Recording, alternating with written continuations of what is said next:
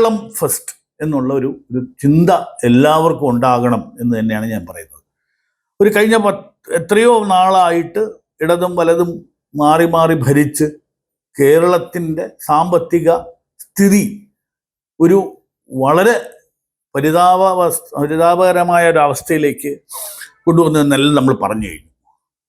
ഈ പറയാനൊന്നുമില്ല. കഴിഞ്ഞ 10 വർഷത്തെ വിജയൻ്റെ ഭരണം പരാജയമായിരുന്നു എന്ന് വിലയിരുത്തപ്പെടുന്നു. അത് എക്രോസ് ബോർഡ്. അതിന് ഒരു രാഷ്ട്രീയമോ അല്ലെങ്കിൽ അതിന് ഒരു അന്ധഭക്ത് നിലയിൽ കാണുന്നവർക്കല്ലാതെ ഒരിക്കലും ഒരു പിണറായി ഭരണം ഒരു രീതിയിലും ഒരു കോൺട്രിബ്യൂട്ട് ഫിനാൻഷ്യലി അല്ലെങ്കിൽ എക്കണോമിക്കലി കോൺട്രിബ്യൂട്ട് ചെയ്തു എന്ന് പറയാൻ പറ്റില്ല.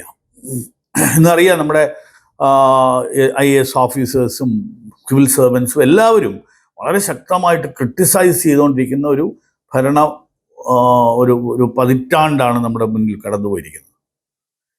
Let us say enough is enough, മതി.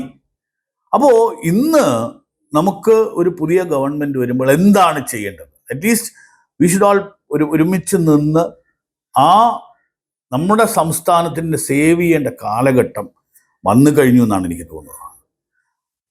ഈ പറയുന്ന കാലഘട്ടം എന്തുകൊണ്ട് കൂടുതൽ കോംപ്ലിക്കേഷനിലേക്ക് പോകും എന്നുള്ളൊരു കാര്യവും കൂടെ ഞാൻ ഇവിടെ നിങ്ങളുടെ മുന്നിൽ അവതരിപ്പിക്കാം.